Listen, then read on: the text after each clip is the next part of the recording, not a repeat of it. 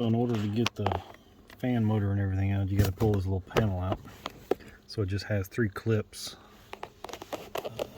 You see one right there, there's one right there, and then there's supposed to be one over here, but this one here doesn't have it on there, so you just pull on that. Pulls it out. Well, if I can actually pull it out.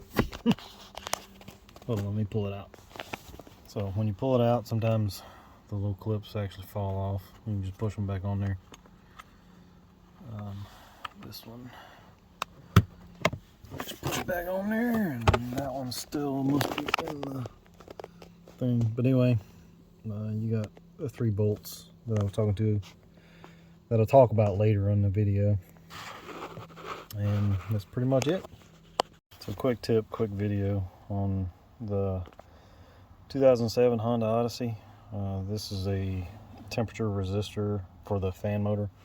The fan motor quit working in this vehicle, so what I've done is I took and had done a lot of tests, but the tests that I've done come up to my fan motor wasn't going to work for whatever reason, because it would only run at 9 volts or anything above 9 volts, not just 9 volts.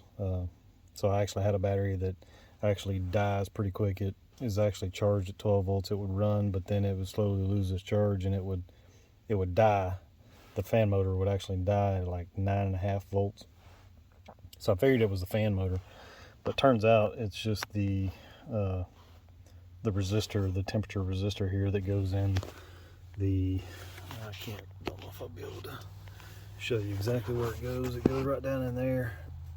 It's actually easily accessible from underneath here. I don't know if you can see that, but it goes right there in that little area right up there. So the new one that I got actually ohms out at 11.02 kiloohms, and the old one, if I connect it in the top 2, and it says out of limit. So the old one doesn't have any resistance on the top 2. If you can see right there, it'll be these 2 that are up closer to the top versus this one ohms out 11.02 kiloohms. The bottom 2 ohm out at 1.5 ohms or 1500 ohms. Let's check that out real quick.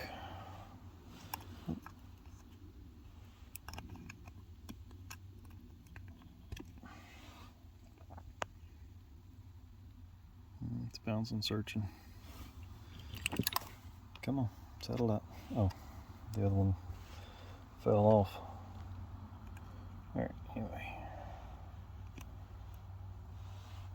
So it should settle out at about 1500. Is usually what it was. That's what it did settle out to.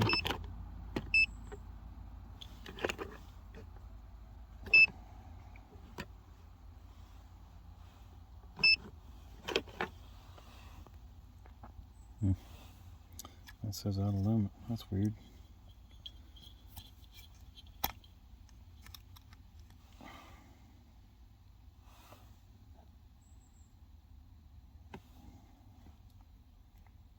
Huh.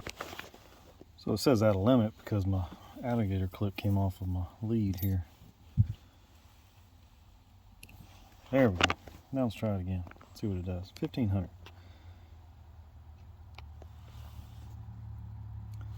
So if I go to the old one, this Denso,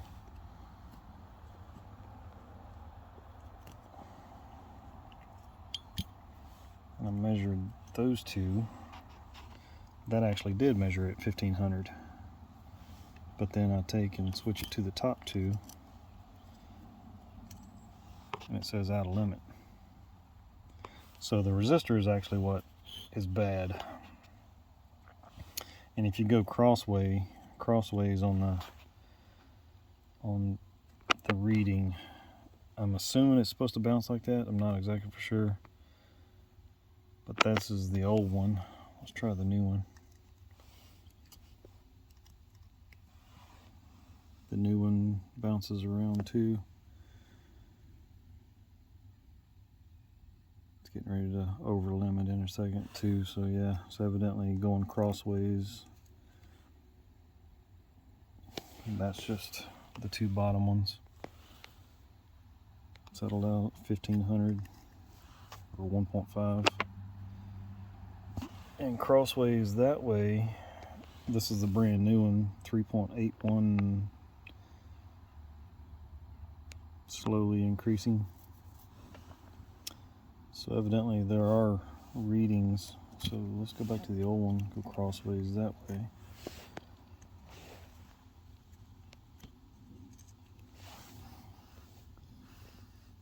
That one doesn't even read anything, so evidently just this resistor is just bad. Because I actually did plug the new resistor in and turn the fan on. The fan does work. I thought it was just the old fan. I figured the old fan was just bad, but evidently the resistor was just bad. But we went ahead and ordered a brand new fan, so we're going to put the new fan in there too. This one here had all kinds of stuff in it, all kinds of dust and debris and stuff, and I kind of broke it too whenever I was pulling it out, trying to get all that dust and debris out of it. But it still does work. The only thing that holds that resistor in is just 2 bolts. The Phillips head are 9/32.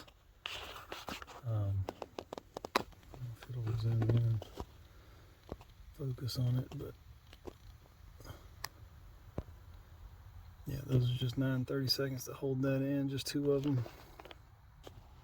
And the fan motor, this is a TYC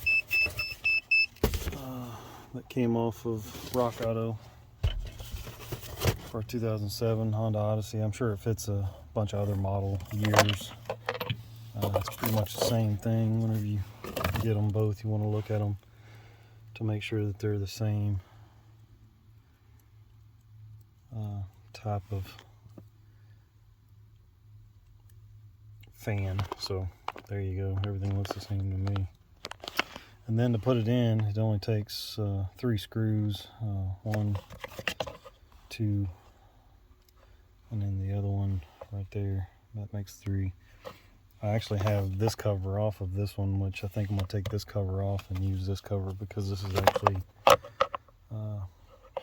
strapped to that wires. One of these leads are here are power, the other one is ground. So it has power all the time when the key is on, but then whenever the key is off, you have no power to it. But the ground is what actually turns the power on to the motor. And that resistor actually controls the resistance to the ground, and that's how the motor changes its speed or variable speed. Plus, whenever you're replacing the fan motor, which we don't have to replace this time, plus when you're replacing that resistor, it's actually a good thing to go ahead and replace the fan too, because this thing's got over 300,000 miles on it.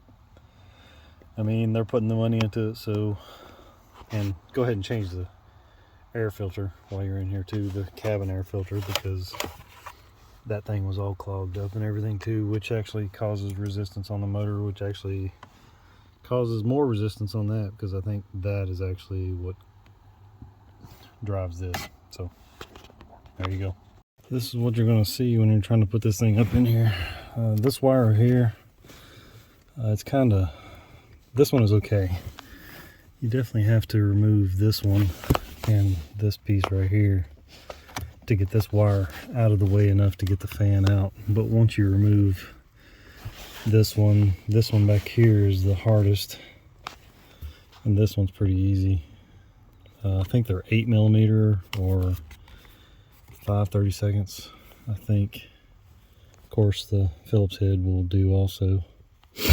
But once you get it back in, those two up there go into that, unplug it. I mean, it's pretty simple. I'd say this is probably 30 minutes once you get the parts to get it out and get back together. Not very hard at all. Of course, I took the glove compartment out, which technically you don't need to do, I don't think. But in order to clean out your air filter and or replace it, I suggest doing that. In order to get the glove box out, this little piece is what holds the glove box in. Whenever it comes out, it hits up against that metal plate right there and holds the glove box in. So that's the only piece that you actually have to take out. For this one, I don't know if other ones have like a cable that hold it in or not. I'm sure they do. I've worked on others that have cables, and the cable is what you actually have to undo to get the glove box out, and then the glove box actually just snaps into down here on the ones that have the cables. So not too hard of a job.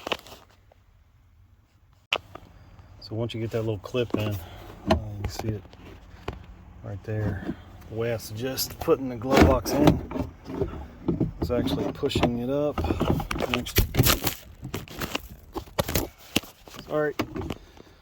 Actually clipping it into the latch, which holds it to where you can actually take these and run the 10mm screws back up in.